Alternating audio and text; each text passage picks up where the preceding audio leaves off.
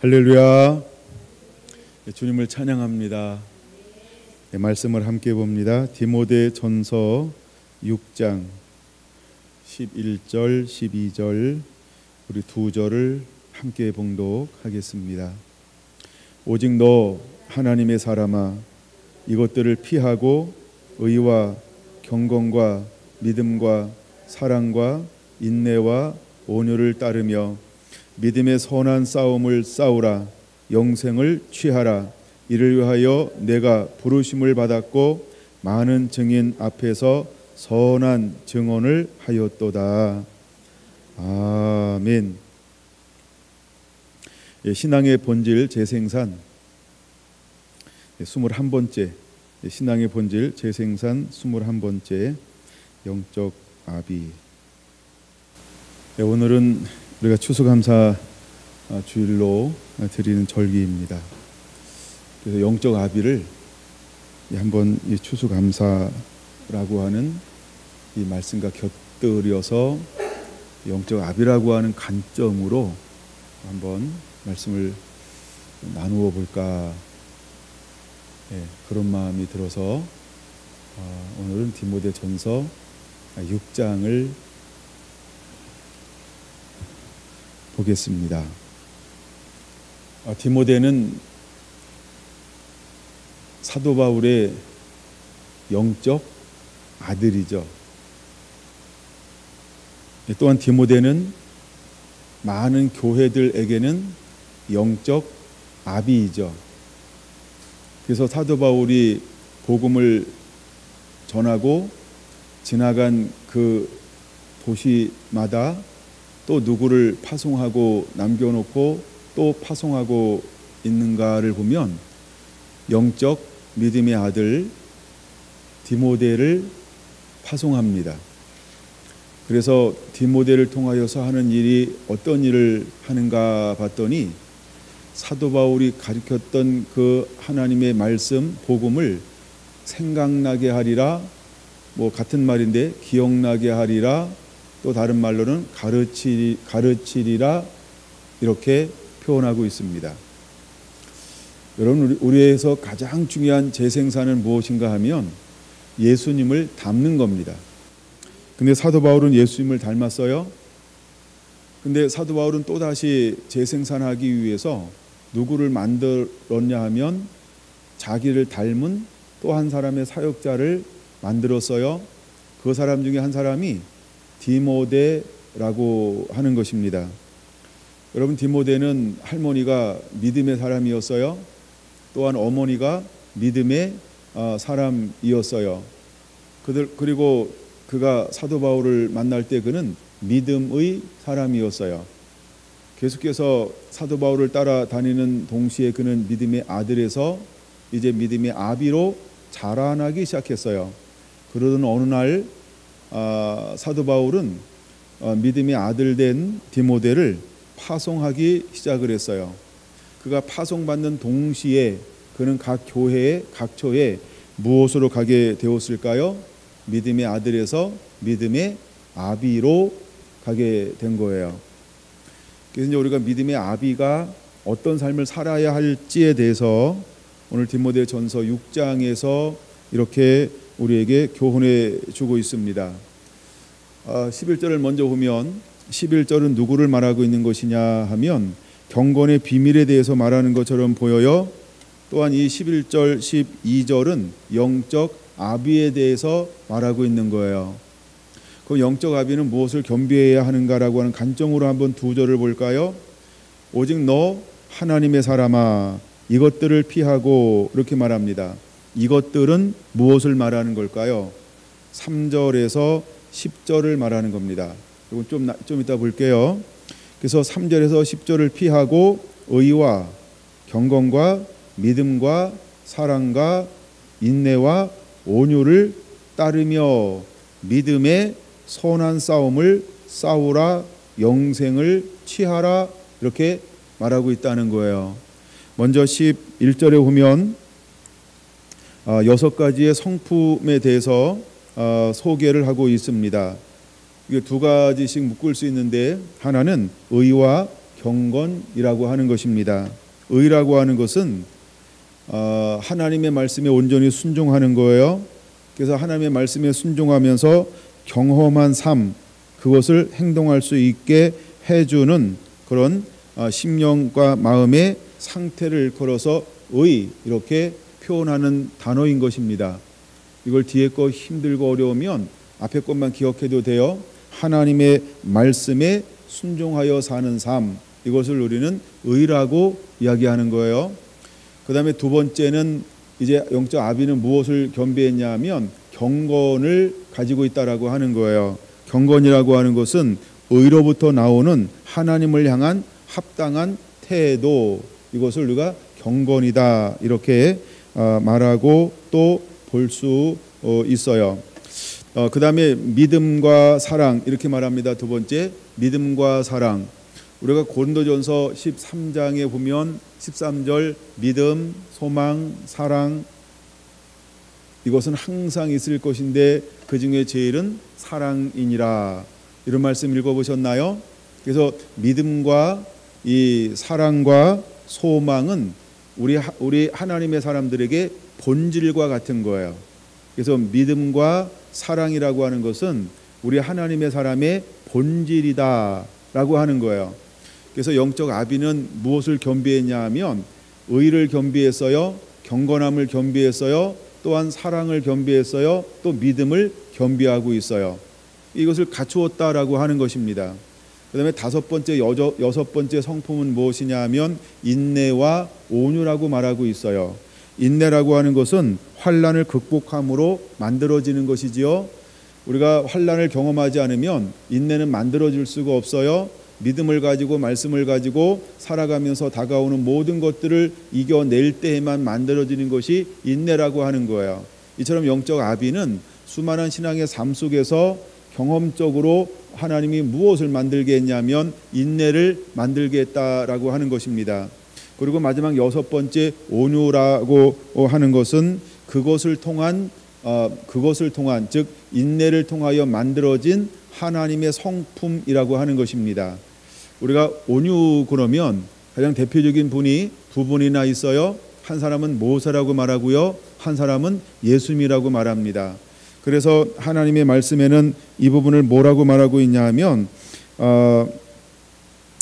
출애굽기 민수기 12장 3절에 보면 모세는 온유함이 가장 이 땅에서 지면에서 승한 가장 많은 사람이다 이렇게 말씀을 하고 있어요. 또한 예수님을 읽어서 뭐라고 말합니까? 그는 마음이 온유하고 겸손하니 하면서 예수님을 어떤 성품을 가진 사람이라고 표현하고 있나요? 온유한 성품을 가지신 분 이렇게 표현하고 있어요. 그 다음에 성령을 받은 모든 사람들 가운데 성령의 열매와 성품 중에 하나가 무엇인가요? 온유라고 말하고 있는 거예요. 이처럼 온유는 하나의 성품이라고 하는 것이죠. 근데 하나님의 영적 아비들은 무엇으로 겸비했냐 하면 이 6가지로 겸비했다라고 하는 것입니다. 이게 영적 아비가 가지고 있는 성품이라고 하는 거예요. 근데 우리는 그것을 가지고 뭐 하는 자가 되어야 할까요? 7번째로 너희는 믿음의 무슨 싸움을 싸우라? 선한 싸움을 싸우라. 이렇게 요구하고 있다는 거예요. 이제 우리는 믿음의 선한 싸움을 취하는 자가 되어야 할 줄로 믿습니다. 그리고 8번째로 믿음의 선한 싸움을 싸우고 난 다음에 무엇을 취해야 합니까? 영생을 취하라라고 말하고 있습니다. 여러분, 영생을 취하라, 이걸 우리가 재생산 이런 관점으로 한번 봤으면 좋겠어요. 영생을 내가 취하는 것도 중요합니다. 근데 이쯤 되면 나만 사는 게 아니라 누구도 살리는 자가 될까요? 그렇죠. 수많은 사람들을 살리는 자. 그래서 영생을 취하라라고 하는 것은 영적 아비로서 재생산해낼 수 있는 능력을 겸비한 자다라고 하는 것입니다. 할렐루야. 이제 우리가 이 삶을 살아야 합니다. 왜냐하면 12절 그 이후에 이렇게 말하고 있다는 거예요. 이를 위하여 내가 부르심을 받았고, 이제 디모데는 에베소 교회를 이제 디모데 전서나 호서는 에베소 교회를 향한 편지인데, 이제 디모데가 에베소 교회에 가서 사역하고 있을 때 그를 통하여 쓰는 편지 서신인 것입니다. 자, 근데 디모데를 향하여 뭐라고 말하고 있냐면 이를 위하여 내가 부르심을 받았고, 두 번째 많은 증인 앞에서 선한 증언을 하였도다 이렇게 표현하고 있는 거예요. 그래서 먼저 12절에서 13절은 무엇을 보여주고 있냐 하면 영적 아비의 삶을 보여주고 있습니다. 근데 영적 아비의 삶은 어떤 삶이어야 할까라고 할 때 하나님 앞에 거룩한 삶, 경건한 삶이어야 한다는 거예요. 4장으로 한번 넘어와 볼까 합니다. 디모데전서 4장입니다. 12절 먼저 볼까요? 누구든지 내 연소함을 없이 여기지 못하게 하고 라고 말합니다. 자, 영적 아들에서 믿음의 아들에서 그가 파송을 받는 동시에 그 교회에는 무엇이 되었다? 영적 아비가 되었다. 그러니까 아들에서 아비로 전환되어지니까 사람들이 그를 어떻게 여길 수 있어요? 연소함, 나이, 경륜 이것을 가지고 많은 어떤 이런 시비도 될 수 있고 분쟁도 될 수 있고 그런 부분에서 뭐라고 권면하고 있냐 하면 누구든지 내 연소함을 없이 여기지 못하게 하고 그래서 우리가 가지고 있고 겸비해야 될 것이 있는데 그것을 여기서 5가지로 이렇게 표현하고 있는 거예요. 첫째, 말의 본이 되라. 두 번째, 행실의 본이 되라. 세 번째, 사랑의 본이 되라. 네 번째, 믿음의 본이 되라. 다섯 번째, 정절의 본이 되라 라고 말입니다. 그러면 영적 아비의 삶은 어떤 삶을 사는 걸까요? 본을 보이는 삶이라고 하는 거예요. 그래서 영적 아비는 앞서가는 자입니다. 그리고 따라오게 하는 것입니다. 그래서 사도 바울에게도 디모데에게도 무엇을 권면하고 있냐 하면 믿는 자에게 본이 되라라고 4장 12절에 이렇게 권면하고 있는 거예요. 13절 내가 이를 때까지 사도 바울이죠. 읽는 것과 권하는 것과 가르치는 것에 전념하라라고 말하고 있습니다. 그럼 13절은 이 세 가지가 전부 뭘 하는 행위일까요? 예배라고 하는 것입니다. 세 가지 읽는 것, 그 다음에 권하는 것, 가르치는 것은 예배라고 하는 것입니다. 그래서 예배의 가장 중요한 요소 중에 하나가 뭐냐 하면 하나님의 말씀을 읽는 것입니다. 그리고 읽은 그 말씀을 가지고 권면하는 것입니다. 권면한 그 말씀을 가지고 더 깊이 적용할 수 있도록 가르치는 것입니다. 이거는 바로 해당에서 가장 중요하게 하는 역할 중에 하나인데 예배의 가장 중요한 요소 중에 하나라고 하는 것입니다. 그래서 그들이 지금도 회당에 모여서 많이 하는 게 뭐냐 하면 하나님의 말씀을 읽고 강론하는 것인데 바로 이 13절을 가장 많이 하는 것입니다. 근데 이것을 우리가 어떤 것으로 보아야 되냐면 이것은 예배다라고 하는 것입니다. 자, 근데 우리의 거룩함에 있어서 우리는 무엇을 겸비한 자가 되어야 할까? 첫째, 말이라고 하는 것입니다. 여러분, 말은 무엇일까요? 말은 그 사람을 나타내는 성품이죠. 이것을 우리는 인품이다 이렇게 표현할 수 있어요. 우리가 그 사람이 어떤 말을 쓰는가는 그 사람을 드러내는 거죠. 그러므로 여러분들이 여러분의 말하는 것을 녹음하고 저처럼 자기 음성을 들어봐야 돼요. 저도 제 것 처음에 듣는데 혼자 듣고 싶더라고요. 옆에 사랑하는 아내가 있어도 제발 나가줄래? 뭐 이런 거 혼자 듣고 싶어요. 제가 가르치는 것도 혼자 듣고 싶은데 여러분들 일상적으로 교제하는 건 몇 명이서 같이 듣고 싶을까요? 여러분 말 속에는 내가 있다라고 하는 거예요. 그 음색에도 내가 있다라고 하는 거예요. 그렇죠? 그러니까 우리가 첫째는 말이라고 하는 것입니다. 수많은 사람들이 우리를 보는데 무엇으로 볼까요? 말로요. 왜냐하면 말은 그 사람이 가지고 있는 뭐가 들어있는 걸까요? 인격과 인품과 가치관과 모든 것들이 들어있는데 생각이 들어있는 거예요. 마음이 들어있는 거예요. 그것이 언어라고 하는 것으로 나오기 때문에 그런 거예요. 그래서 이제 우리가 영적 아비가 처음으로 먼저 가장 본을 보여야 될 것 중에 하나가 뭐냐 하면 말이라는 거예요. 그다음에 두 번째 우리가 뭘 본을 보여야 될까요? 행실을 본을 보여야 한다는 거예요. 여러분 행실은 성품이죠. 성품이 행실로 드러나는 거예요. 내 안에 있는 마음의 동기가 행동이라고 하는 것으로 드러나는 거예요. 그래서 이것을 우리는 성품이다라고 보는 거예요. 그 다음에 세 번째는 사랑. 이 사랑을 언어를 찾아보니까 아가페라는 단어를 사용하고 있어요. 사랑에는 4가지 언어가 있는데 그 중에 가장 뛰어난 아가페라는 언어를 쓰고 있는 거예요. 그래서 우리가 그렇게 사랑하는 자가 되어야 한다라고 하는 거예요. 그 다음에 네 번째 우리는 믿음이라고 하는 것입니다. 여러분 믿음이라고 하는 것은 뭐냐 하면 하나님께 대한 충성, 하나님께 대한 신실이라는 의미예요. 우리가 믿음 그러면 좀 이렇게 약할 수 있기 때문에 여기서 말하는 믿음이라고 하는 것은 오직 하나님만 섬기는 사람. 그래서 충성이라고 하는 단어가 곁들여져야 좀 더 이해가 잘 될 수 있는 단어인 것입니다. 그 다음에 다섯 번째 언어는 정절이라고 하는 단어예요. 이 정절이라고 하는 단어는 하그네시아 이런 뜻인데, 하그네시아라고 하는 건데, 육신의 죄를 피하고 부정하고 불순종하는 것을 무가치하게 여기는 정숙함, 순결함, 이거를 정절이라고 말하고 있는 거예요. 다시 말해서 육신의 죄를 피하고 부정하고 불순한 것을 무가치하게 여기는 삶, 이것을 정절이라고 말하는 거예요. 그러면 이 영적 아비는 자로나 우로나 치우칠까요? 그 다음에 쉽게 유혹에 빠질까요? 안목의 정욕에 쏠릴 수 있을까요? 정절이다라고 하는 단어는 그렇지 않다라고 하는 것입니다. 이 말은 그 마음속에 하나님을 향한 믿음이 견고하고 충성됨이 있기 때문에 우로나 좌우로나 치우치지 않고 그분이 어떤 것을 요구한다 할지라도 예수님이 고백한 것처럼 나의 원대로 마옵시고 하면서 육신의 생각의 모든 유혹을 떨쳐버리고 하나님의 나라와 뜻을 이루는 사람, 이걸 정절이다 이렇게 표현하는 거예요. 그래서 우리는 어떤 연습을 해야 할까? 8절은 이렇게 말합니다. 육체의 연단은 약간의 유익이 있으나 경건은 범사에 유익하니 금생과 내생에 약속이 있느니라, 이렇게 말씀을 하고 있어요. 그러므로 우리는 이제 경건에 이르는 연습을 해야 합니다. 할렐루야. 그래서 경건에 이르는 연습을 할 때 우리는 승리하는 자, 그다음에 영적 아비의 단계로 올라갈 수 있는 것을 4절에 보여주고 있어요. 바로 그 단어입니다. 근데 이 땅 가운데는 또 어떤 사람이 있냐 하면 다시 6장으로 넘어옵니다. 일만 스승들이 있어요.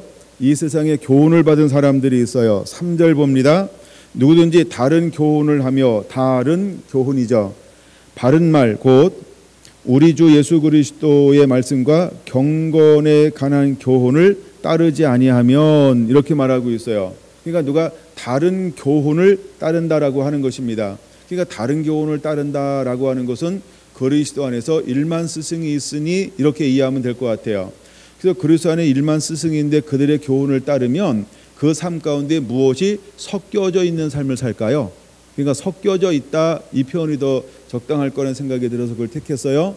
그럼 우리 안에 무엇이 있는가 한번 살펴보세요. 구별됐는가 아니면 혼합되어져 있는가. 예를 들어서 내 안에 의, 경건, 믿음, 사랑, 인내, 온유도 있는데 4절 이것이 있다고 한다면 여러분, 우리는 다른 교훈하고 섞어져 있는 거예요. 그럼 다른 것들이 무엇인지 한번 살펴보려고 합니다.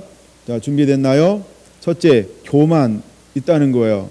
그래서 교만하여 아무것도 알지 못하고 변론과 언쟁을 좋아하는 자니 이로써 투기와 분쟁과 비방과 악한 생각이 나며 마음이 부파해지고 진리를 잃어버려 경건을 이익의 방도로 생각하는 자들의 다툼이 일어나느니라, 이렇게 말하고 있어요.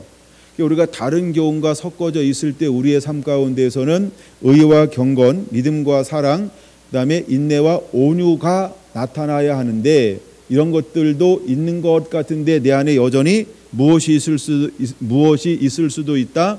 교만함이 드러날 수 있어요. 변론과 언쟁을 좋아할 수 있어요.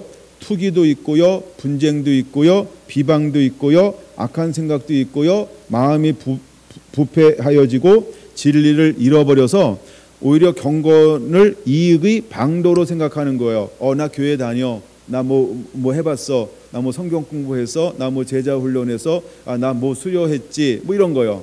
그러니까 이 모든 것들을요, 그렇게 경건의 이익의 재료로 삼는다라고 하는 거예요. 무엇은 잃어버렸는데 능력은 잃어버렸는데, 이런 것들은 어디서부터 온 것이다? 다른 교훈으로부터 온 것이다. 이것은 우리가 우리가 일만 스승이라고 한번 생각해 봅시다.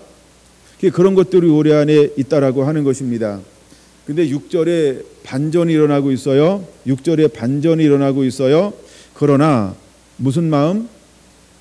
자족하는 마음이 있으면 경건은 큰 이익이 되느니라 이렇게 말하고 있어요. 여러분 이제 우리가 영적 아비 중에 가장 특이한 성품 중에 하나가 무엇이 되어야 하냐면 자족하는 마음이라는 거예요. 자족하는 마음이 우리에게 필요합니다. 여러분 자족하는 마음이 있을 때 영적 아비로서 더 이상 흔들리지 않는다라고 하는 것입니다. 그래서 우리 안에 자족하는 마음이 주어지게 되기를 원합니다. 또 하나님은 우리에게 무엇이 만들어지기를 원하냐 하면 자족하는 마음이 만들어지기를 원한다라고 하는 것입니다. 경건을 이익의 방도로 생각한다라고 할 때, 그다음에 경건은 큰 이익이 되느니라라고 할 때, 자 경건은 실제로 이익이 됩니다. 그렇죠? 근데 경건을 하나의 도구로 쓰려고 하는 사람들은 그 안에 어떤 마음이 있는 걸까요? 이것을 우리는 탐심 이렇게 적어놔야 돼요. 아니면 욕심 이렇게 적어놓으시기 바랍니다. 그래서 5절을 보는 거예요. 경건을 이익의 방도로 생각하는 자들은 그 안에 뭐가 있는 거예요? 욕심이 있는 거예요. 탐심이 있는 거예요. 그래서 욕심이 잉태한 등 뭐를 낳고? 죄를 낳고라고 하는데, 그래서 다른 교훈을 쫓기 때문에 경건하고 싶은데 실제 추구하고 원하는 것은 욕심을 가지고 경건의 모양을 취하고 있기 때문에 승리할 수 없다라고 하는 거예요. 이거는 왜 그럴까 하면 섞여 있는 것인데 다른 교훈을 쫓고 있기 때문에 그래요. 근데 하나님의 사람은 어떤 마음이 있다고요? 자족하는 마음이 있다라고 하는 거예요. 자족하는 마음. 예, 그 자족하는 마음이 그 안에 있다는 거예요. 자, 그럼 한번 떠올까요? 8절, 9절 한번 보겠습니다. 9절. 부하려 하는 자들은 이렇게 말합니다. 그러면 경건을 이익의 방도로 생각해요. 우리가 신앙생활, 믿음생활, 교회생활을 이익의 방도로 생각하는 사람이 있을 수 있어요. 근데 이런 사람들은 그것 두 마음을 품었기 때문에 어떻게 처할까? 그걸 보여주고 있어요. 9절 봅니다. 시험에 걸립니다. 여러 가지 올무에 걸립니다. 그 다음에 여러 가지 어리석고 해로운 욕심에 떨어지나니 곧 사람으로 파멸과 멸망에 빠지게 하는 것이라.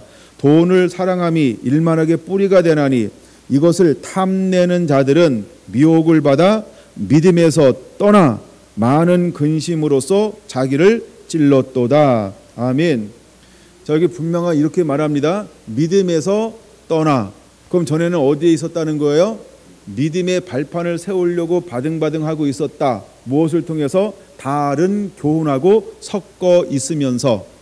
다른 교훈하고 섞여 있으면서 자기는 믿음에 서 있는 것처럼 보였어요. 근데 그 마음은 실제로 어디에 지금 치우치고 있나요? 탐심, 욕심. 그래서 탐심과 욕심이 내 안에 와서 뭐가 됐어요? 미혹이 되었어요. 그래서 욕심이 잉태하면 죄를 낳고 라고 하는 거예요. 근데 그 사람이 어디에도 있었다고요? 믿음에 있었어요. 근데 끊임없이 욕심을 부리면 믿음에서 머물 수 있을까요? 믿음을 떠날 수도 있을까요? 믿음이 떠날 수 있다라고 분명히 말하고 있죠. 여러분 성경을 보셔야 됩니다. 이렇게 어려운 거는 여러분 성경을 보셔야 돼요. 다시 한번요. 제가 제 성경하고 읽는 게 같은가 여러분이 한번 살펴봐야 돼요. 다시 한번요. 9절이요. 부하려 하는 자들은 시험과 울무와 여러 가지 어리석고 해로운 욕심에 떨어지나니 곧 사람으로 파멸과 멸망에 빠지게 하는 것이라. 그러니까 부하려 하는 것이 이렇게 멸망과 파멸에 빠지게 한다는 거예요. 그러니까 부하려 하는 그 마음의 초점이 어디 있어요? 부에 있다는 거예요. 어디에 서야 되는데? 하나님의 뜻을 이룸 여기에 서야 되는데 자기가 중심이 됐기 때문에 빠지게 된다는 거예요. 그 다음에 10절 돈을 사랑함이 잘 봐야 됩니다. 돈 이가 아니에요. 그렇죠?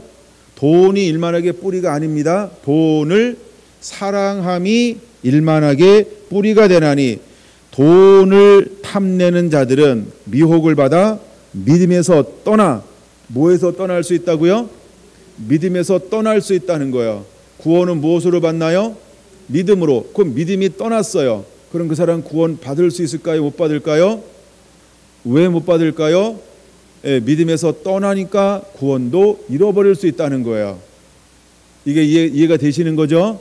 그래서 우리가 돈이 중요한 게 아니고 돈을 향한 마음이 초점이라는 거예요. 그래서 많은 근심으로서 자기를 찔렀도다라고 말하고 있습니다. 여러분, 이 사람들은 어떤 사람일까요? 바로 일반 스승에서 다른 교훈을 받아서 다른 교훈의 집을 짓고 있는 사람이라는 거예요. 그래서 환란이라고 하는, 유혹이라고 하는, 미혹이라고 하는 이 비바람 나고 창수가 날 때 잘못된 토대 위에 세워 놓음으로 말미암아 어떻게 된다? 무너지고 멸망한다라고 하는 걸 보여주는 거예요. 그러므로 이제 우리는 일만 스승의 다른 교훈을 쫓는 것이 아니고 영적 아비의 그 가르침을 쫓아서 함께 그 토대 위에 집을 짓는 자가 되어야 할 줄로 믿습니다. 우리가 토대 그러면 10절을 기억해야 돼요. 이해가 되시나요? 고린도전서 1장 10절 같은 말을 할 줄 알아야 돼요. 2장 10절 성령은 깊은 곳까지 닿으면서 네 가지로 우리가 집을 짓는 자, 그래서 성령의 이끌림 받는 자가 돼야 돼요. 그 다음에 세 번째 3장 10절은 우리가 우리의 토대가 어디예요? 터가 어디예요? 오직 예수 그리스도 위에 세워져야 합니다. 그 다음에 4장 10절은 뭘까요? 그리스도 때문에, 그렇죠? 어려움도 당하고 공고도 당하고 약함도 당하고 핍박도 당하고 조롱도 당하고, 근데 무엇 때문에? 복음 때문에, 그리스도 때문에라고 하는 거예요. 이게 토대 위에 세워진 사람을 말하고 있는 거예요. 그 토대 위에 세워진 사람은 영적 아비를 통하여서 배우는 사람입니다. 그래서 그 사람은 온전히 승리할 수 있죠. 손 하나 껴놓고 이거 잠깐 하나하나 보고 넘어와야 이해가 빠를 것 같아서요. 마태복음 6장을 한번 보겠습니다. 마태복음 6장 24절 한번 보겠습니다. 6장 24절 시작. 한 사람이 두 주인을 섬기지 못할 것이니 혹 이를 미워하고 저를 사랑하거나 혹 이를 중히 여기고 저를 경히 여김이라. 너희가 하나님과 재물을 겸하여 섬기지 못하느니라. 분명히 말하고 있습니다. 하나님도 섬기고 재물도 섬기고 할 수 없다는 거예요. 근데 그리스도 안에 있는 일만 스승은 무엇도 섬겨요? 하나님도 섬기는데 재물도 섬겨요. 그래서 큰 경건의 이익의 재료로 삼으려고 하는 거예요. 그 다음에 그들은요, 돈을 사랑하는 사람이라는 거예요. 그래서 예수님 시대에 외식하는 그 시대의 교권을 가지고 있는 수많은 사람들이 뭘 사랑했을까요? 하나님도 사랑하는 것처럼 보이는데 뭐도 사랑했어요? 돈도 사랑했다라고 하는 거예요. 근데 중요한 거 여기 뭐라고 말하고 있습니까? 하나님과 재물을 겸하여 섬기지 못한다는 거예요. 그러면 하나님 편에서 이 외식하는 자들, 즉 그 시대의 그리스도 안에 있는 스승들은 실제로는 뭘 섬긴다라고 하는 거예요? 하나님을 섬긴다라고 하는 위형은 가지고 있지만 실제로 내면은 뭘 섬기는 것이다? 돈을 섬기는 것이다 라고 하는 거예요. 이게 좀 정리가 됐죠? 근데 돈을 섬기는 사람들은 늘 그들이 하는 하나가 한 가지가 있어요. 그걸 뭐라고 표현하고 있냐면 성경에는 염려, 이런 단어를 사용하고 있어요. 돈을 사랑하는데 그들은 늘 염려하고 있는 거예요. 돈을 쫓으니까 늘 염려해요. 돈을 쫓는데 늘 염려해요. 뭘 염려할까요? 무엇을 그냥 웅웅웅거려서 그런 거예요. 그래서 우리가 무엇을 먹을까, 무엇을 마실까, 무엇을 입을까를 늘 염려한다는 거예요. 만약에 우리가 이 감사절에 하나님이 주신 복을 헤아려 자원하는 마음으로 온전히 드렸다라고 한다면 우리 안에는 무엇이 없을까요? 염려. 무엇이 계속 줄어들었을까요? 염려. 근데 우리가 힘을 헤아려 자원하는 예물을 하나님 사랑, 이웃 사랑 이 개념으로 나름대로 하기는 했으나 여러분 안에 염려의 부분이 적었다라고 한다면 굉장히 승리한 사람이고, 염려의 부분이 좀 다르니까, 그렇죠? 이건 표현할 수 없지만 이것 때문에 염려라는 것이 이렇게 돌출했다 이러면 하여간 섞인 거예요. 그러니까 자신을 봐야 돼. 이때는 이럴 때는 자신을 봐야 돼. 자신을 봐야 돼요. 그래서 이거 우리가 이 염려라고 하는 것은 어디서 오는 것이냐 하면 바로 하나님께서 오는 것이 아니라고 하는 거예요. 근데 하나님은 하나님의 사람들에게 무엇을 요구하나요? 나중에 또 볼 겁니다만 그건 뭐 잘 아니까 그냥 안 찾아보고 넘어가겠습니다. 자, 마태복음 19장을 한번 보겠습니다. 마태복음 보고 있죠. 한 청년이 예수님을 향하여서 나왔어요. 그리고 나와서 예수님 앞에 무엇을 묻고 있냐 하면 내가 무엇을 해야 영생을 얻을 수 있습니까? 라고 그는 무엇에 관심이 있어요? 영생에 관심이 있어요. 이렇게 표현할게요. 이제는 그는 영생에 관심이 있는 것처럼 보여요. 마태복음 19장 22절이에요. 자, 그래서 예수님께서 그에게 뭘 요구했어요? 내 소유를 팔아 가난한 자에게 주라. 이것을 21절에 말씀했어요. 그런데 이제 22절 찾았죠? 같이 읽습니다. 시작. 이 청년이 재물이 많음으로 이 말을 듣고 근심하며 가니라. 근심이 뭘까요? 차차차? 근심이 뭘까요? 근심하고 염려하고 같은 거죠. 그럼 염려는 어디서 오는 걸까요? 근심은 어디서 오는 걸까요? 섞였기 때문에 오는 거예요. 섞였기 때문에 오는 것이 근심이란 단어고 염려라고 하는 단어라는 거예요. 근데 이 청년은 사람들이 볼 때 믿음의 사람이었어요? 믿음이 아닌 사람이었어요? 믿음의 사람이었다는 거예요. 근데 예수님 앞에 나와서 딱 예수님께서 만 가지를 요구했어요? 한 가지를 요구했어요? 하나를 딱 요구했어요. 그래서 내 소유를 팔아 가난한 자에게 주고, 그럼 가난한 자에게 주고라고 하는 말은 어떤 의미가 있을까요? 이것이 바로 우리가 절기 때 세 번째 절기는 뭐라고요? 현재형인데 어떻게 하는 거라고요? 하나님을 사랑하고 이웃을 사랑하는 것이다. 이렇게 말씀드렸어요. 근데 이 청년은 하나님을 사랑하는 것처럼 보이기를 원했으나 실제 예수님께서 그에게 야, 너 하나님 사랑하니? 너 이웃 사랑하니? 야, 그러면 그 사랑을 한 번 더 보여줘 봐 라고 사랑을 요구한 거예요. 근데 이 청년은 무엇 때문에 근심하기 시작했을까요? 그렇죠. 재물이 많음으로 근심했다는 거예요. 그러면 하나님과 재물을 겸하여 섬길 수 있다 없다? 없다고 했는데 이 청년은 지금 하나님 섬기는 거예요? 재물 섬기는 거예요? 재물을 섬기면서 뭐처럼 보이고 싶은 거예요? 나는 하나님을 섬기는 사람이다 라고 보여주고 싶은 거예요. 그래서 경건의 이익의 재료로 삼기를 원했던 거예요. 이 말씀이 다 깨어지고 있는 거죠. 그래서 경건의 이익으로 보여주길 원했다라고 하는 것입니다.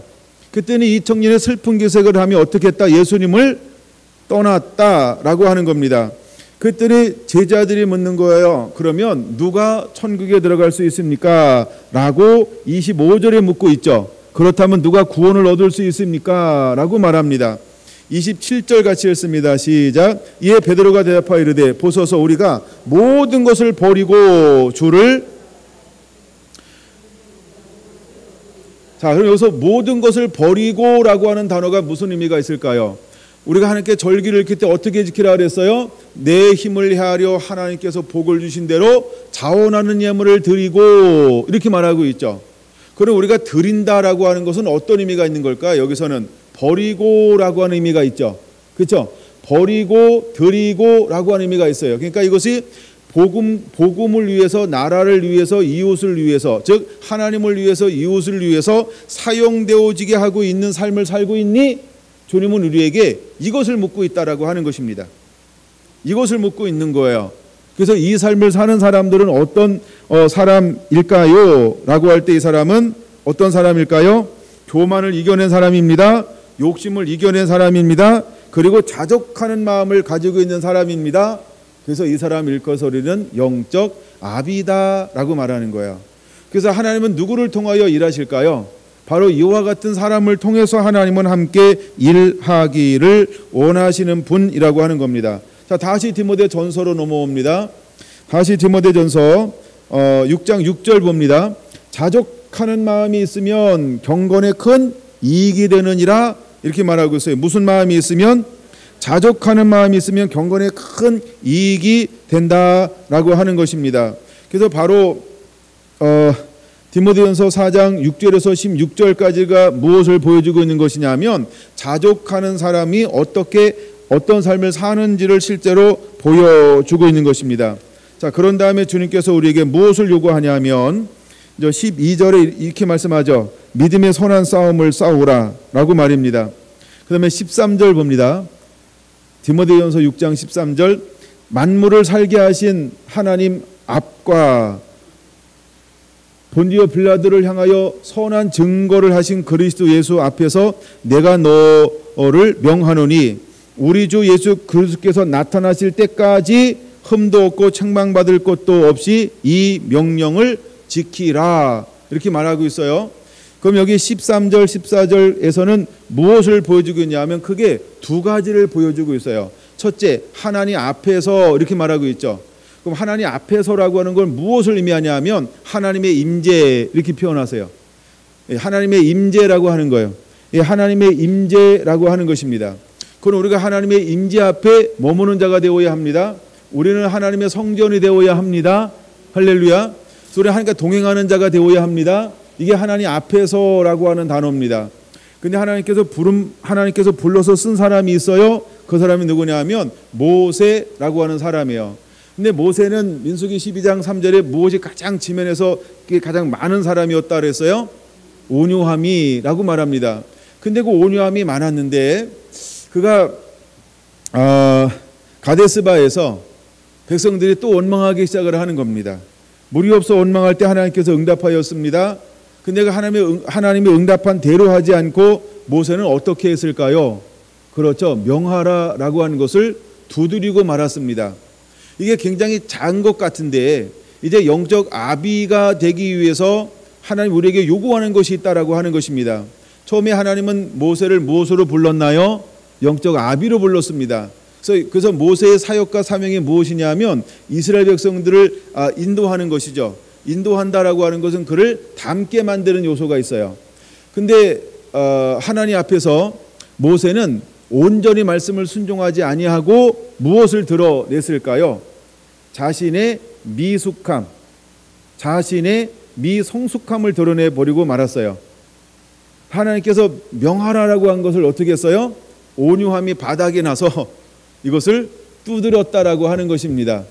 그러면 모세도 뭐 할 수 있다? 하나님 앞에 또 사람 앞에 넘어질 수 있다라고 하는 걸 보여주고 있는 것이죠. 그래서 모세는 불완전함을 가지고 있을 수 있어요. 물론 여러분 오늘을 사는 저와 여러분들도 불완전함을 가지고 있을 수 있어요. 그러나 더 중요한 요소가 하나 있어요. 마지막 때 하나님의 사람은 불완전하면 안 된다라고 하는 것입니다. 그래서 모세보다 더 큰 능력과 은혜를 가지고 다시 오실 주의 길을 예비하는 하나님의 사람으로 서야 하는 시대에 우리는 살고 있다라고 하는 것입니다. 여러분 저는 이 성경을 굉장히 민수기 20장 한번 보겠습니다. 민수기 20장 12절, 민수기 20장 12절 준비됐나요? 여호와께서 모세와 아론에게 이르시되 너희가 나를 믿지 아니하고 이스라엘 자손의 목전에서 내 거룩함을 나타내지 아니한 고로 너희는 이 회중을 내가 그들에게 준 땅으로 인도하여 드리지 못하리라, 이렇게 말하고 있다는 거예요. 여러분은 오늘을 살아가는 영적 아비에게 하나님은 무엇을 요구하는 걸까요? 그렇죠. 우리가 사람을 상대하되 잃어버린 영혼들을 상대하되 성도들을 상대하되 하나님은 늘 우리의 초점을 어디다 두라고 하는 걸까요? 사람이 어떠한 형편으로 무엇으로 가져온다 할지라도 하나님의 사람은 뭐 해야 할까요?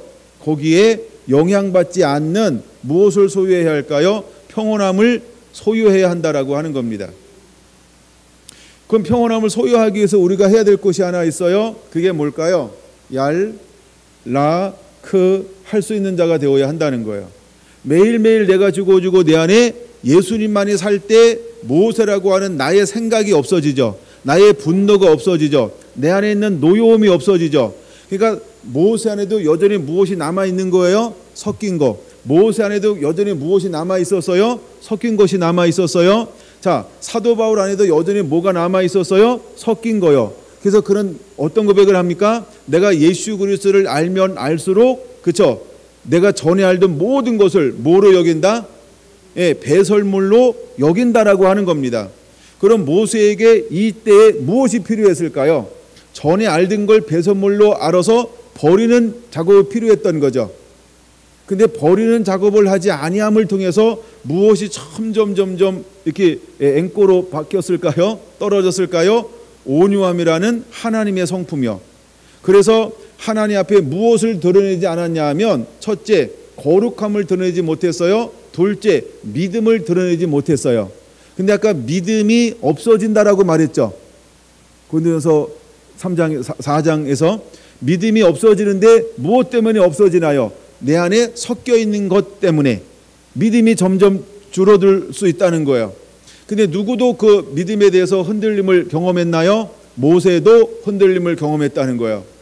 그런 것처럼 우리도 섞여 있는 것이 있으면 있을수록 계속해서 우리의 믿음은 계속 공격당하게 되어져 있는 거예요. 그러므로 여러분, 우리는 바른 교훈을 쫓는 자가 되어야 한다는 거예요. 할렐루야. 그래서 우리가 일만 스승에게 배우는 것이 아니고 영적 아비에게 배워야 할 이유가 여기에 있는 것입니다. 그래서 사도 바울은 누구한테 배웠나요? 하나님이 오셔서 가르쳐 주었나요? 그럼 여러분, 우리가 모두가 다 하나님이 오셔서 가르쳐 주면 사도 바울 되니까 너무 좋은 얘기예요. 근데 우리가 다 그럴 수는 없는 것 같아요. 예. 그러면 우리가 무엇을 배워야 할까라고 할 때, 여러분, 우리 안에 이렇게 영적인 아비와 같은 사람을 만나 그의 가르침을 하고 동행한다는 건 굉장한 축복이죠. 여러분 안에 만남의 은혜와 축복이 주어지게 되기를 원합니다. 그리고 우리가 성경 그것을 가지고 그대로 바르게 배워서 여러분의 속사람도 외적인 사람들도 하나님의 사람으로 영광으로 이렇게 예수님으로 옷 입는 그런 은혜가 임하게 되기를 원합니다. 그러니까 민수기 20장 12절에서는 두 가지를 보여주는 것이죠. 하나는 하나님의 거룩함을 나타낼 모세가 나타내지 못했다. 두 번째, 모세를 일컬어서 하나님은 개인적으로 뭐라고 말합니까? 너는 나를 믿지 않았다, 이렇게 표현하고 있다는 거예요. 여러분, 아무도 몰라요. 근데 누구와 누구는 알아요? 하나님과 모세는 알고 있는 거예요. 그러니까 모세가 변명해요, 안 해요? 변명할 수가 없어요. 왜? 모세는 하나님이 어떤 분인지 알고 내가 얼마나 연약한 존재인 것을 아니까 그는 변명하지 않습니다. 그걸 어떻게 합니까? 그대로 받아들이는 것이죠. 일단 여러분, 그래서 그런 믿지 않음을 향해서 하나님은 그에게 주었던 사명을 넌 여기까지야 라고 했다라고 하는 겁니다. 그러면 사도 바울도 하나님께서 주신 사명의 길이가 있죠. 근데 그는 수많은 시험 앞에서도 어떻게 했습니까? 그렇죠. 온전히 이룬 사람 중에 한 사람이 누굴까요? 사도 바울이었다는 거예요. 그럼 마지막 주자에게 이제 하나님께서 바톤을 맡겼어요. 영적 아비의 사명을 주고 그 길을 걸어가라고 할 때 우리는 과연 어디까지 걸어내는 자가 되어야 할까요? 여러분들이 그 길을 완주할 수 있는 완주자가 되기를 예수님의 이름으로 축원을 드립니다. 할렐루야. 그래서 우리가 만물을, 다시 이제 디모데전서 6장 13절, 만물을 살게 하신 하나님 앞에라고 하는 것처럼 우리가 하나님 앞에 모세처럼 온전하게 설 수 있는 자가 되어야 할 줄로 믿습니다. 본디오 빌라드를 향하여 선한 증거를 가진 그리스도 예수 앞에서 내가 너희에게 명하노니 우리 주 예수 그렇게 나타나실 때까지 흠도 없고 책망받을 것도 없이 이 명령을 지키라. 이건 누구에게 부탁하는 걸까요? 영적 아비가 걸어가야 할 길이라는 거예요. 이것은 영적 아비가 걸어가야 할 길이라는 거예요. 그래서 14절은 뭘 보여주고 있냐면 우리 주 예수 그리스도 나타나실 때 재림을 말하죠. 그래서 주님이 오실 때까지 어떻게 하라고요? 흠도 없고 책망받을 것도 없이 이 명령을 지키라라고 말. 이 명령은 무엇일까요? 11절 12절을 말하는 거예요. 자, 이제 너 하나님의 사람들아, 이것들을 피하고, 이것들이 뭐라고 그랬어요? 3절에서 10절을 피하고, 그렇죠? 섞인 것을 피하고, 이해가 되시나요? 예, 섞인 것을 피하고 무엇으로 우리가 겸비해야 할까요? 의와 경건과 믿음과 사랑과 인내와 온유를 따르며 믿음의 선한 싸움을 싸우라, 영생을 취하라. 이것을 해야 한다는 거. 이것을 우리가 따르며 라고 하는 단어입니다. 나타날 때까지 흠도 없고 책망받을 것도 없이 이 명령을 지키는 자가 되어야 합니다. 이해가 되시나요? 이것이 이 말씀이 걸어가는 사람이 바로 누구냐 하면 영적 아비다라고 하는 것입니다. 17절로 넘어올까 합니다. 17절 보셨나요? 네. 내가 이 세대에서 부한 자들을 명하여 누구를 향하여 말하고 있습니까? 예, 부한 자들을 향하여 말씀을 하고 있습니다. 근데 이 세대의 부한 자들에게 말하는 거예요. 첫째, 마음을 높이지 말아야 합니다. 둘째, 정함이 없는 재물에 소망을 두지 말아야 합니다. 오직 우리에게 모든 것을 후히 주사 누리게 하시는 하나님께 소망을 두어야 한다라고 말하고 있습니다. 할렐루야. 그럼 이제 우리가 해야 될 일이 있어요. 마음을 높이지 말고 정함이 없는 재물에 소망을 두지 말고 누구한테 두어야 할까요?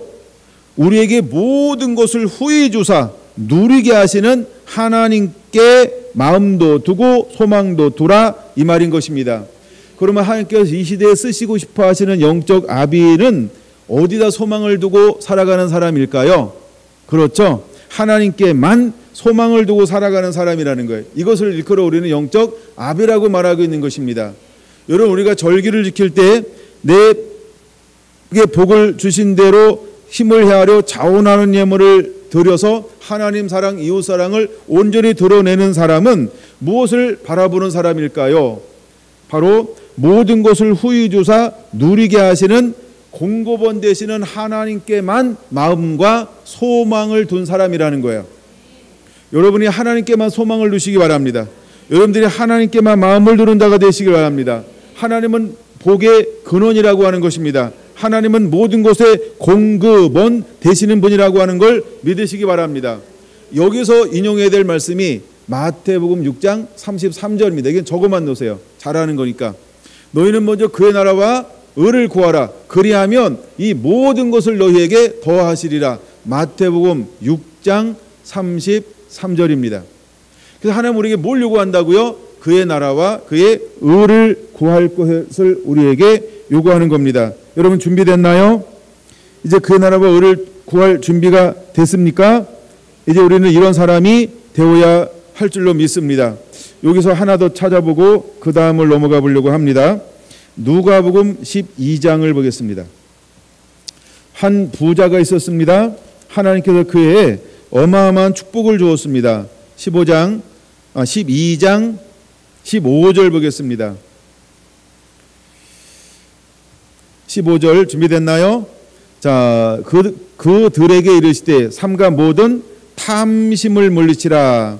사람의 생명이 그 소유의 넉넉함에 있지 아니하니라, 이렇게 말하고 있어요. 여기서 중심 단어는 탐심이라는 거예요. 이건 욕심이라고 하는 거 똑같은 말이죠. 자, 하나님께서 그의 한 부자에게 복을 주었어요. 그래가지고 많은 소출을 풍부하게 거두었어요. 그랬더니 심중에 그는 17절 뭐라고 생각합니까? 내가 곡식 쌓아둘 것이 없으니 어찌할꼬. 18절 또 이르시되 내가 이렇게 하리라. 내 곡간을 헐고 더 크게 짓고 내 모든 곡물과 물건을 거기 쌓아두리라. 중심이 누구예요? 자기라고 하는 거예요. 중심이 어디에 있어요? 자기라고 하는 거예요. 그래서 우리가 하나님을 섬기고 이웃을 섬길 때 누구 중심으로 섬겨요? 자기 중심으로 섬길 수 있다는 거예요. 거기 선 하나 껴두고 다시 디모데 전서 4장을 봐야 됩니다. 6장을 보겠습니다. 6장 6절 자족하는 마음이 있으면 경건은 큰 이익이 되느니라, 이렇게 말하고 있어요. 근데 지금 이 부자에게는 어떤 마음이 없어요? 자족하는 마음이 없어요. 그렇죠? 근데 자족하는 마음이 없는데 이 부자는 어떤 삶을 사는 것처럼 보여요. 경건한 삶을 사는 것처럼 보이죠. 근데 실제로 하나님께 그게 복을 주어 봤더니 무엇이 드러나고 있는 거예요? 숨은 마음이 드러나고 있죠. 복을 받기 전에는 이 사람은 경건한 사람이었어요. 근데 복을 받으니까 무엇이 드러나요? 마음이 드러났죠. 근데 그 마음이 어떤 마음을 가지고 있어요? 탐심에 치우치고 있는 것이 드러나고 있는 거예요. 여러분, 우리에게도 무엇이 있을 수 있냐면 바로 그런 마음이 있을 수 있다라고 하는 것입니다. 그래서 이 사람이 뭐라고 말하고 있냐 하면 19절 보겠습니다. 또 내가 내 영혼에게 이르되 영혼아 여러 해 쓸 물건을 많이 쌓아두었으니 평안히 쉬고 평안히 먹고 평안히 마시고 이제 즐거워하자. 스스로 그렇게 생각하고 있다라고 하는 겁니다. 잘 봐야 됩니다. 갑자기 하나님을 의지하는 것처럼 보였던 사람이 복을 받으니까 실제로는 무엇을 의지하려고 마음이 옮겨졌나요? 그쵸? 있는 거요. 그러면 이 사람은 경건한 사람이었을까요? 경건을 이익의 재료로 삼은 사람일까요? 그렇죠. 경건을 이익의 재료로 삼은 사람이라는 거예요. 우리가 속을 수 있다는 걸 알아야 됩니다. 그랬더니 예수님께서 오셔서 그에게 20절 뭐라고 말합니까? 하나님은 이르시되 시작 어리석은 자여 오늘 밤에 내 영혼을 도로 찾으리니 그러면 내 준비한 것이 누구의 것이 되겠느냐. 21절 자기를 위하여 재물을 쌓아두고 하나님께 대하여 부유하지 못한 자가 이와 같으리라. 할렐루야. 여러분 자기를 위하여 재물을 쌓아두고 하나님에 대하여 부유하지 못한 자가 이와 같을 것이다 라고 말하고 있다라고 하는 겁니다. 그러므로 우리를 절기를 지킬 때 하나님께서 무엇을 말하는 거예요? 여호와께서 내게 복을 주신 대로 내 힘을 헤아려 자원하는 예물을 드려 하나님을 사랑하고 이웃 사랑하는 것으로 너 절기를 지킬 수 있겠니? 라고 요구하는 거예요. 여러분 재물에는 아무 문제가 없어요. 문제는 어디에 있는 걸까요? 그렇죠. 그것을 가지고 있는 사람의 마음이라는 거예요. 각 사람이 문제라는 거예요. 그래서 사람이 사람이 문제다. 별 반응이 없으니까 넘어갑니다. 약간 느낌은 여러분 각자. 네. 여러분 21절은 그걸 우리에게 보여주고 있는 거예요. 다시 21절 한 번만 더 볼게요. 자기를 위하여 재물을 쌓아두고 하나님께 대하여 부유하지 못한 자가 이와 같으리라. 그러면 이와 같은 사람은 그 영혼이 언제 떠날까요? 겁나나 보죠? 오늘 밤 내일이 없는 분은 그냥 하나님이 한 번에 훅 보여주는 거예요. 뭐 그게 저일 수 있고요. 하나님이 그렇게 하시겠다는 거예요. 그러니까 우리의 마음을 어디다 두어야 할까요? 그래서 우리가 절기를 지키는 자의 마음이 어떤 마음이어야 할까요? 그렇죠? 내 힘과 내 능이 아닌 하나님의 은혜라고 하는 것을 고백한 사람만이 뭐 할 수 있다? 절기를 절기되게 하나님을 사랑하고 이웃을 사랑하는 현재형으로 지킬 수 있다라고 하는 겁니다. 그래서 절기는 그런 면에서 굉장히 중요하다.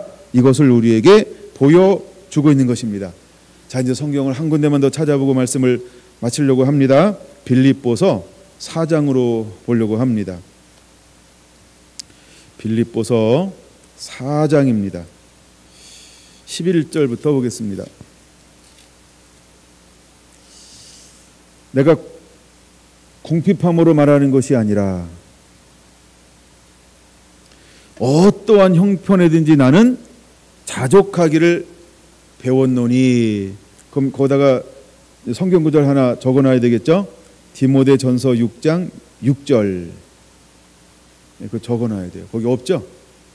있어요? 있는 건 좋은 성경이에요. 본인이 적으셨나요? 있어요?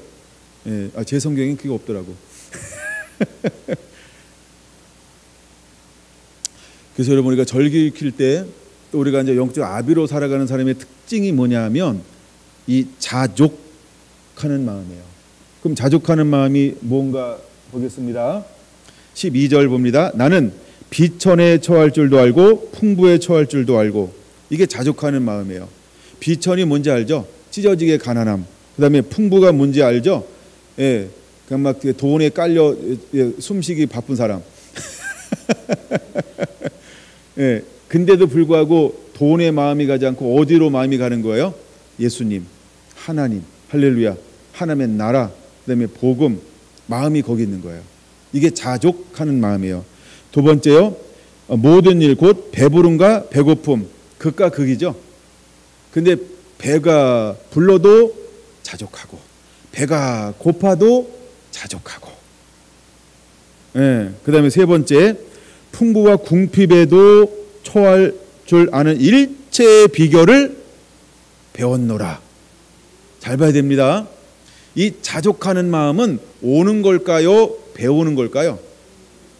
하나님은 우리를 어떻게 하냐 하면 야 너 굶어라 그래서 아마 배가 막 꼬르륵 소리도 안 날 정도로 배고픔. 꼬르륵 난다는 건 아직도 먹고 살만하다는 거예요. 진짜 못 먹으면 꼬르륵 소리도 안 나죠. 안 굶어봤나요? 그 다음에 하나님이 정말 우리가 진짜 막 이빠이 먹었어요. 4인분.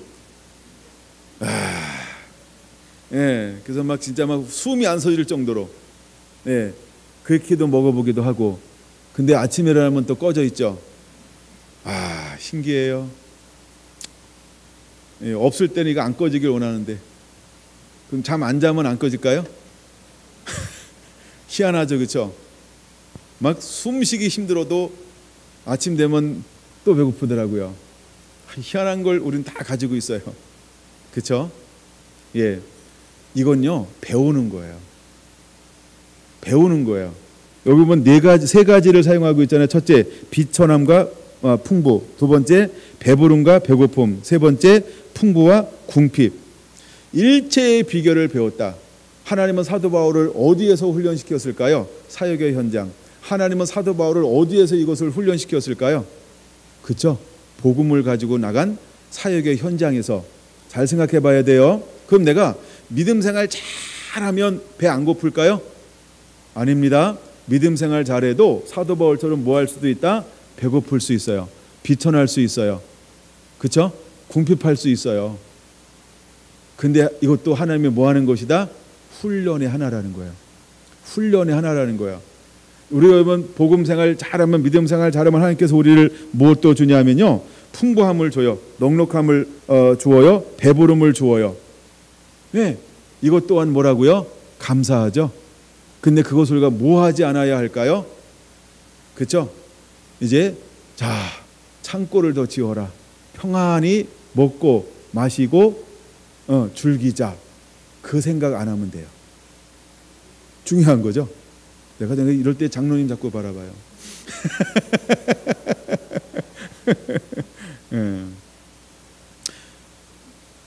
제가 참 목회하면서 저를 계속해서 씨름할 때 이 부분하고 참 씨름을 많이 하는 것 같아요.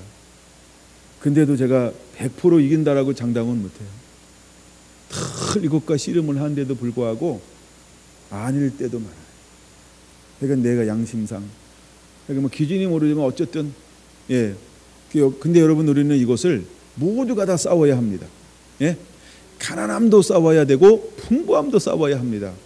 중요한 것은 이것에 우리가 마음을 뺏기면 미혹의 시작입니다. 가난함에 마음을 뺏기지 마세요. 풍부함에 마음을 뺏기지 마세요. 우리는 마음을 뺏길 분은 한 분밖에 없어요. 누리게 하시는 분이요, 있게 하시는 그분이요, 복의 근원 되시는 그분이요. 우리는 그분에게만 마음을 뺏겨야 한다는 거예요. 여러분 그렇게 하는 자가 되기를 예수님의 이름으로 축원을 드립니다. 할렐루야. 그래서 하나님께서 우리를 이렇게 할 거라는 거예요. 그래서 우리에게 가장 큰 능력은 무엇이냐 하면 자족하는 비결을 배우는 거예요. 자족하는 비결을 배우는 거예요. 여러분 이제는 자족하는 줄 아는 자가 되기를 예수님의 이름으로 축원합니다. 보이지 않는 미션 하나 드릴게요. 정말 2022년에 감사절을 드릴 때는 여러분들 안에 자족하는 비결에 대한 간증들이 있었으면 좋겠어요. 그래서 없어도 감사, 있어도 감사. 없어도 감사, 있으면 하나님 사랑, 이웃 사랑, 삶을 살아내면서 나오는 감사. 할렐루야. 그게 자족의 비결을 배울 수 있는 길인 것입니다. 그래서 자족의 비결을 여러분들이 한번 2022년에는 한번 씨름해 보세요. 아멘. 그럴 때 하나님께서 우리를요 더 멋지게 들어 쓰시고 사용할 수 있어요. 더 멋지게 들어 쓰시고 사용할 수 있어요. 디모데 6장으로, 전서 6장으로 다시 넘어옵니다. 자, 이제 18절 봅니다. 몇 절 보자 그랬어요? 10분이나 대답 안 하고 있어요. 자, 18절 봅니다. 그러면 하나님은 우리에게 뭘 하라고 말씀하고 있을까요? 첫째, 선을 행하라. 하나님은 우리에게 선을 행하기를 원합니다. 우리는 뭘 하는 자가 되어야 할까요? 선을 행하는 자가 되시기를 바랍니다. 두 번째, 선한 사업을 많이 하고, 선한 사업을 하나가 아니고요. 뭐라고요? 많이 하래요. 선한 사업이라고 하는 건 뭐냐 하면 우리가 사역, 예수님의 이름으로 하는 것, 이걸 다르게 말하면 하나님 사랑, 이웃 사랑 어떻게 하라고요? 많이 하라는 거예요. 많이. 이게 영적 아비의 삶입니다. 선한 사업을 많이 하라고 하는 것은 뭐냐 하면 투자를 많이 하는 거예요. 하나님 나라의 투자, 하나님의 일에 대한 투자. 이거 투자라는 말은 주석에서 가져왔어요. 자, 세 번째, 나누어 주기를 뭐하고? 좋아하며. 영적 아비의 삶이 뭐냐 하면 첫째, 선한 일을 합니다. 선을 행합니다. 선한 일을 많이 합니다. 세 번째, 뭐하기를 좋아하고? 나누어 주기를 좋아하고. 그렇죠? 나누어 주기를 좋아한다는 거예요. 여러분, 나누어 주기를 좋아하는 거예요. 세 번째 뭐하고요? 나누어 주기를 좋아하는 거예요. 예. 나누어 주기를 좋아하는 거. 이게 영적 아비의 삶입니다. 그다음에 네 번째이죠. 너그러운 자가 되라. 너그러운 자가 되라는 거예요. 너그러운 자가 되라는 거예요. 예. 너그러운 자가 되시길 바랍니다. 함께 공감할 줄 알고, 함께 동정할 줄 아는 사람, 불쌍히 여길 줄 아는 사람, 예, 긍휼히 여길 줄 아는 사람, 함께 웃고 함께 울 수 있는 그 사람. 그러면 많은 사람들을 향해서 어떤 마음을 품을 수 있을까요? 불쌍히 여김. 그 마음을 품을 수 있어요. 제가 지지난주에 불쌍히 여김에 대해서 성경에서 쭉 찾아봤어요. 특별히 예수님이 어떻게 불쌍히 여겼는가 쭉 찾아봤어요. 실제로 예수님은 너그러운 삶을 사역으로 만들어낸 분이 예수님이라는 거예요. 그는 실제로 너그러우신 분이었어요. 그는 우리에게 그 길을 걸어가면서 너도 이 길을 따라오라 라고 말씀을 하신 분이라는 거예요. 그러므로 우리도 너그러운 자가 되어야 할 줄로 믿습니다. 마지막입니다. 19절. 이것이 장래에 자기를 위하여 좋은 터를 쌓아 참된 생명을 취하는 것이니라. 할렐루야. 여러분, 이제 우리 안에 이런 비결의 은혜가 임하게 되기를 예수님의 이름으로 축원을 드립니다. 바로 이것이 영적 아비의 삶이라는 것입니다. 여러분, 영적 아비의 삶은 11절, 12절을 겸비합니다. 그리고 이것을 겸비해가지고 17절, 18절을 삶으로 살아내는 사람이 영적 아비인 것입니다. 여러분 안에 이 은혜가 말씀으로 임하게 되기를 원합니다. 그리고 삶으로 드러내는 자가 되기를 예수님의 이름으로 축원합니다.